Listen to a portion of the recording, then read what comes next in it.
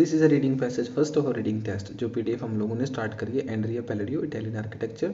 इससे पहले हम लोगों ने लगभग 14, 15, 16 ये 17 ऐसे कुछ टेस्ट थे जो कवर अप कर चुके हैं, वो बाकी के नहीं हुए थे, तो अभी हम इनको फटाफट जल्दी जल्दी कंप्लीट करेंगे, ठीक है। एंड उसके बाद यार आप में से ना थोड़े बहुत लोग बोल रहे थे कि भाई पहले आंसर दिखा के कौन डिस्कशन करवाता है। देखो यार, रीडिंग में 2 तरह की डिस्कशन होती हैं, प्री डिस्कशन और पोस्ट डिस्कशन। प्री डिस्कशन मतलब कि ना तो मेरे को आंसर पता होगी ना आप लोगों को आंसर पता होंगे, तो हम लोग कोशिश करेंगे ऐसी स्ट्रेटजिक चीज़ें डिस्कस करने की या फिर ऐसी स्ट्रेटजीज बनाने की, प्लान्स बनाने की कि हम किस प्रकार से कोई आंसर को ढूंढ सकते हैं।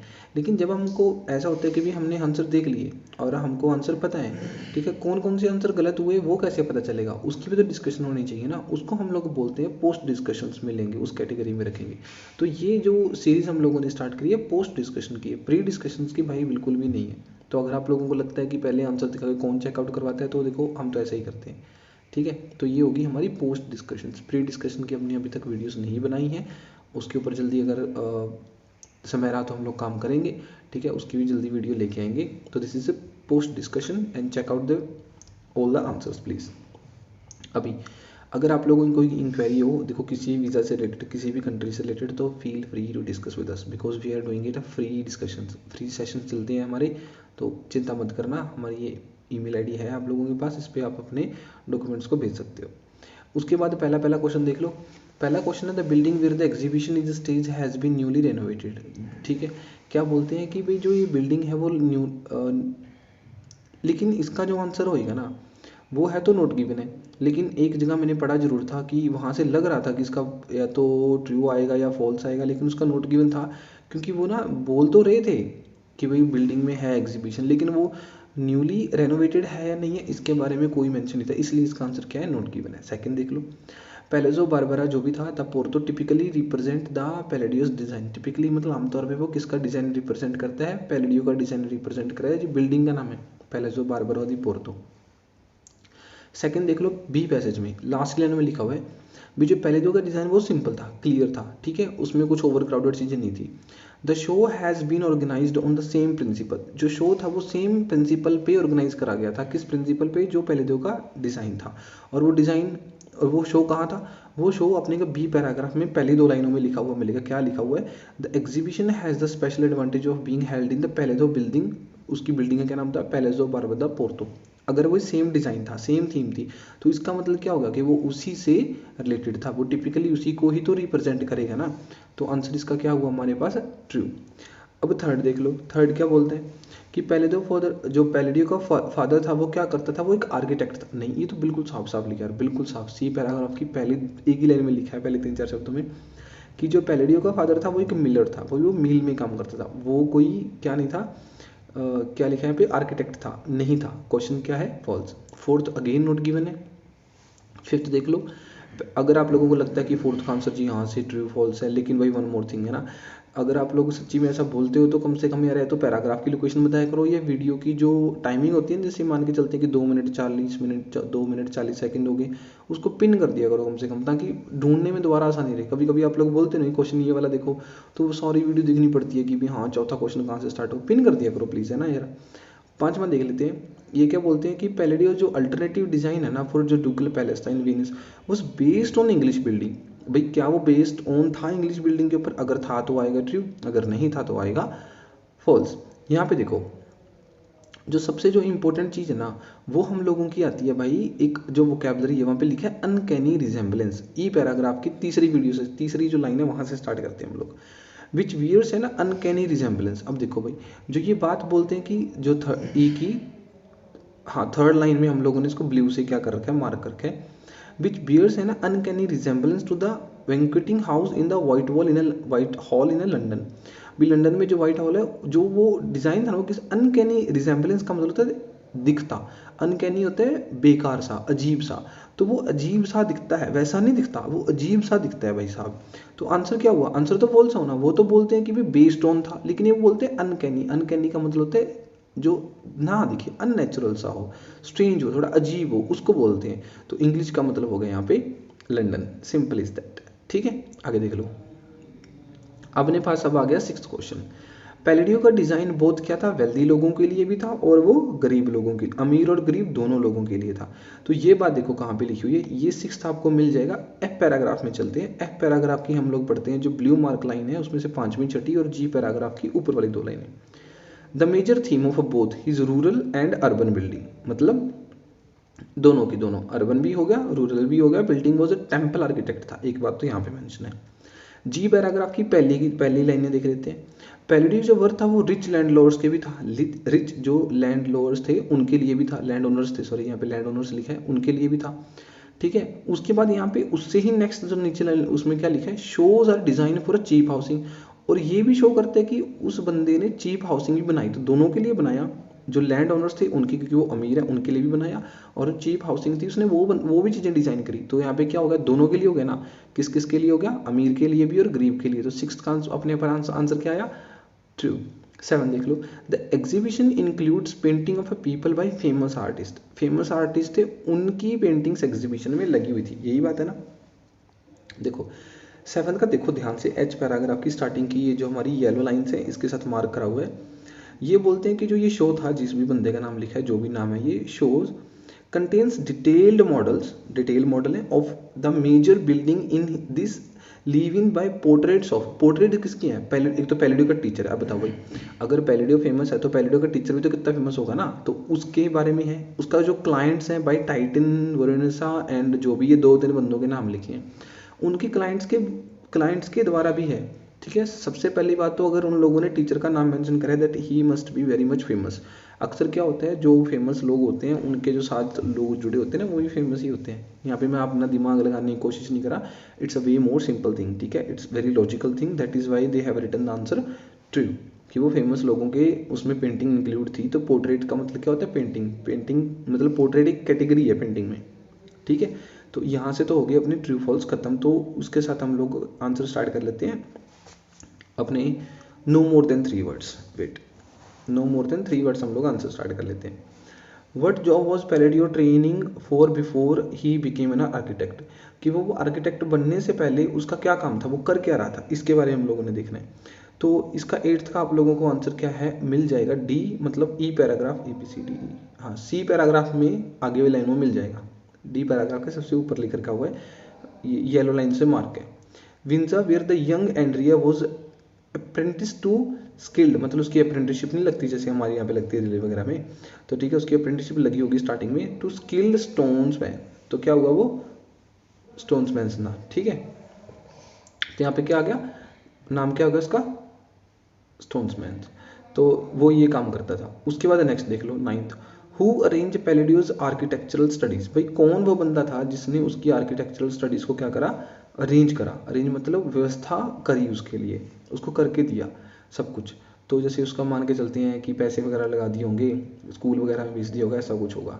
तो ये डी पैराग्राफ का जो ऊपर वाला है, सी पैराग्राफ है, उसकी लास्ट की 5 लाइनें हम लोग देखते हैं। वहाँ पे लिखा हुआ है ही वॉज प्लेनली इंटेलिजेंट, बंदा तो भाई इंटेलिजेंट था, एंड लकी इनफ। यहाँ पे क्या लिखा हुआ देखो, wait an a minute, shit sorry,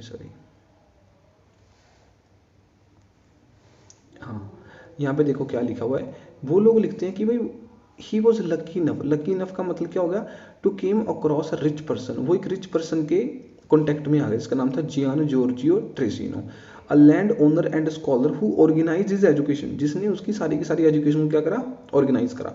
सारी एजुकेशन को ऑर्गेनाइज करने का मतलब क्या होगा भाई, उसने उस एजुकेशन को अरेंज करा, उसके लिए व्यवस्थित करा। तो 9th का अपने पास आंसर क्या आ गया, हु का मतलब पर्सन, पर्सन कौन होगा, जियान Giorgio ट्रेसिनो।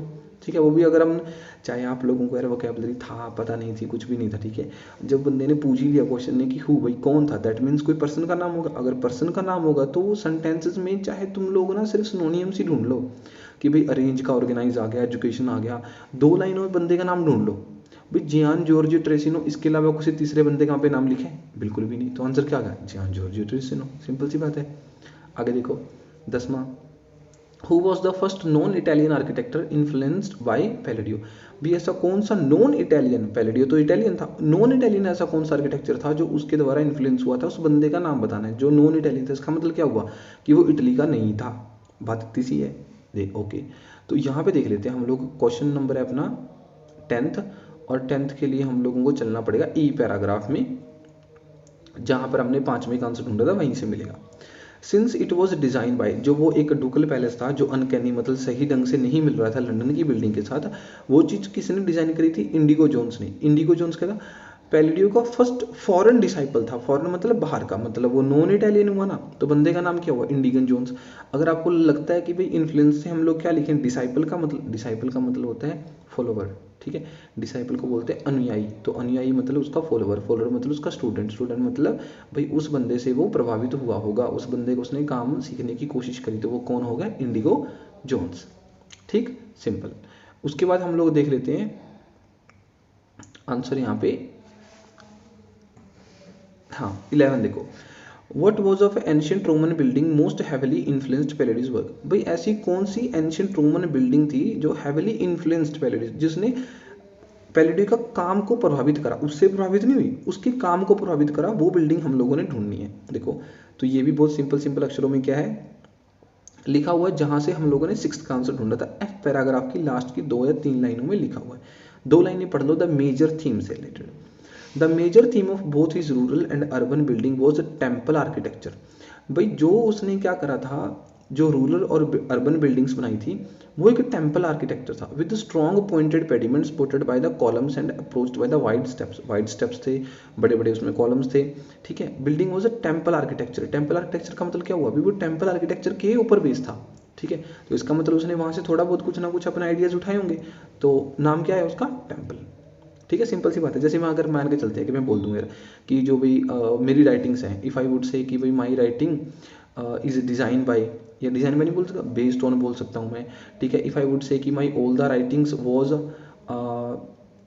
Writings had Indian touch बोल दूँ, अगर इटालियन टच बोल, दैट मीन्स क्या? अभी I am influenced by those writings, I am influenced by those style of writing, for example Italian, Indian और whatever it is. So in the same way it is a temple. Temple architecture के ऊपर उसकी themes ही कुछ जो base थी, जो rural और urban buildings में साफ साफ दिखती थी। दैट इज वाई जो आंसर है अपना किसका? 11वीं का वो क्या आ गया? टेम्पल आ गया। नेक्स्ट अपने पास देख लो 12th, what did Palladio write the strengthen his reputation. भी उसने क्या लिखा ऐसा जिसकी वजह से उसकी जो रेपुटेशन है वो स्ट्रेंथन मतलब और भी ज़्यादा अच्छी होगी, ऐसा क्या लिखा उसने? तो 12th के लिए तो देखो बहुत सिंपल था यार, उसने क्या करा? रोट एंड जी पैराग्राफ की ना बिल्कुल लास्ट की तीसरी लाइन में देख लो या फिर फर्स्ट चौथी लाइन में देख लो, wrote and illustrated Quattro Libri dell architecture. उसने उस नाम लिखा किताब का, रोट, ठीक है, उसने लिखी, उसमें इलुस्ट्रेट करा होगा सारा कुछ। तो जो ये क्वेत्रो लिबरल देर आर्किटेक्चर है, ठीक है, अगर किसी ने इसका क्वेत्रो लिबरल देर लिखा है इतना बहुत है, अगर किसी ने आर्किटेक्चर भी नाम लिखा है इतना ही बहुत है। डोंट वरी, आई नो कि ये नो मोर देन 3 वर्ड्स है, 4 वर्ड्स के आंसर कैसे आ सकते हैं। फाइनल में ऐसा कुछ नहीं होता। देखो क्या होता है कि जितने भी अपने ना PDF आएंगी बाहर आप लोगों के लिए, सिंपल सी बात है यार, वो फाइनल में से तो है नहीं, ठीक है, मेरे जैसे ने किसी ना किसी ने बनाई है। अगर भाई हम लोग इस तरह की PDFs को क्रिएट करते हैं, दिखाते हैं, शो करते हैं, बनाते हैं, तो क्या होगा? हम लोग मिस्टेक्स तो करेंगे, सिंपल सी बात है ना। तो इन मिस्टेक्स के चलते कभी कभी ऐसे जो आंसर्स हैं वो आ जाते हैं कि नो मोर देन 3 वर्ड्स में 4 वर्ड्स का आ गया, लेकिन फाइनल में क्या है, बहुत साफ स्पष्ट शब्दों में लिखा होता है, वहाँ पे आप लोगों को घबराने की, डरने की जरूरत है नहीं। तो ऐसा अक्सर प्रैक्टिस सीरीज में, प्रैक्टिस रीडिंग में होता है, अदरवाइज नहीं होता, ठीक है। इतनी फिर चिंता करने की जरूरत आप लोगों को है नहीं। उसके बाद अपना रह गया 13 लास्ट रह गया। इन द राइटर्स ओपिनियन, अगर राइटर की ओपिनियन की बात करी जाए, what feeling will visitor to exhibit experience. भाई जो विजिटर्स का एक्सपीरियंस क्या था, वो किस प्रकार से एक्सपीरियंस कर रहे थे, वो हमने एक्सपीरियंस का नाम लिखना है ना। तो 13 के लिए उसी जी पैराग्राफ में लिखा, जी पैराग्राफ में तो नहीं, हाँ सॉरी, एच पैराग्राफ में लिखा हुआ है। तो लास्ट की 2 लाइनों को हम लोग पढ़ेंगे। 2 लाइनों में क्या लिखा हुआ है, हम लोग पढ़ना स्टार्ट करते हैं लाइन लाइन। वैसे तो देखो यहाँ पे मैंने अंडरलाइन भी कर रखा है, ठीक है, लेकिन हाँ, and satisfying proportion is to impact a viewers a feeling of, ये भाई बहुत सिंपल, साथ में लिख भी रखा है उन्होंने, फीलिंग ऑफ बेनोवलेंट काम, क्योंकि फीलिंग उनकी कैसी थी? बेनोवलेंट काम थी, मतलब वो बड़े ही, हम बोल देते कि भी हाँ ठीक है, अभी हमको तो बड़ा सुकून सा मिल गया दिल को ना, वो वाली बात हो जाएगी बेनोवलेंट काम। तो गाइज मेरे ख्याल से ये 13 के 13 क्वेश्चन अपने हो गए सारे के सारे सही, ठीक है। जहाँ जहाँ से लोकेशन मतलब मेरे को लगा कि भी हाँ मोस्ट अप्रोप्रिएटली ये लोकेशन यहाँ से आ सकती है, मैंने मार्क कर रखी थी। अगर आप लोगों को फिर भी लगता है कि नहीं नहीं कुछ गड़बड़ हो चुकी है या फिर कोई गलत हो गया आंसर, तो please feel free to comment in a comment section, ठीक है, हम लोग डिस्कस कर सकते हैं। And you guys can also join our Telegram channel to download all this kind of PDF and IELTS material, reading, listening, everything is there guys. आपको 1 रुपया खर्च करने की ज़रूरत नहीं है कहीं बाहर, ठीक है। हम उसकी उतनी कोशिश करेंगे ऐसी सीरीज़ लेके आने की, ताकि एक बार में जो चीज़ स्टार्ट होए वो ख़त्म भी होए, बीच में छोड़ेंगे नहीं, ठीक है। जैसे हमने टास्क 1 की लगभग सारी सीरीज़ अपलोड कर चुके हैं, वो जाओ देखो। टास्क 2 की वोकैबुलरी, आइडियाज़, ठीक है। और हम अभी क्या करेंगे, 200 क्वेश्चन डिस्कस हमने पहले ही बोला था, ठीक है। वो उसकी पीडीएफ बन चुकी हैं लगभग, तो वो भी स्टार्ट करेंगे, so don't worry. And material के लिए तो आप लोग टेलीग्राम पे चैनल पे जाओ, सब फ्री में अपलोडेड कर रखा है मैंने वहाँ से डाउनलोड कर लो, ठीक है। तो मेरे ख्याल से आज के लिए सिर्फ इतना ही था, and I hope you find this video informative. Thanks for watching it.